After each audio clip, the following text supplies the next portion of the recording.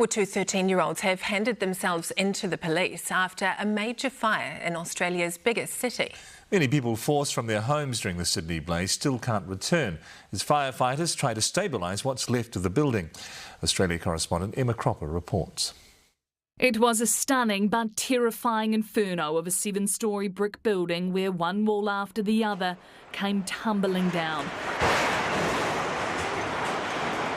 Flames lapping onto neighbouring buildings, a ute ignited on the street below, the bright orange blaze lighting up Surrey Hills just after 4 p.m. I say to all crews on the fire ground, I want everyone outside the collapse zone. As dark smoke blackened the skies above and many fled on the streets below. Panicking, so scared, like we didn't know what was really happening. It was just a block away from Australia's largest train station, a heritage building, once a hat factory, now abandoned, waiting renovations. People were sleeping rough in the building the night before, up to 15 people. But it is a group of school kids who are likely responsible. 2 young people handed themselves in at 2 separate police stations in the late hours of last night. They're both 13 years old and police believe there are another 3 to 4 others involved in the group, putting the call out today for them to hand themselves in with their parents.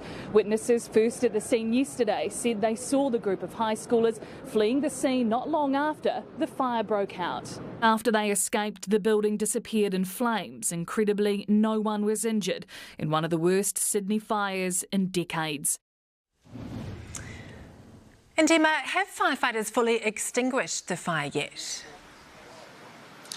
No, we're told there are still very small pockets of the fire burning inside that building. Someone actually just came up and pointed out the amount of ash that is flying in the air here this afternoon, more than 24 hours on from that blaze. But it is simply too dangerous and structurally unsound for them to go anywhere near the building. The walls that are still standing, they're now waiting for them at any moment just to fall over so they can go inside. I've just watched, Rebecca, as police have rescued around a dozen cats and 2 rabbits from one of the neighbouring buildings that have been evacuated tonight. But it is incredible that the scale of this fire, that absolutely not one person was injured at all. Ngā mihi, Emma. That is Emma Cropper in Sydney.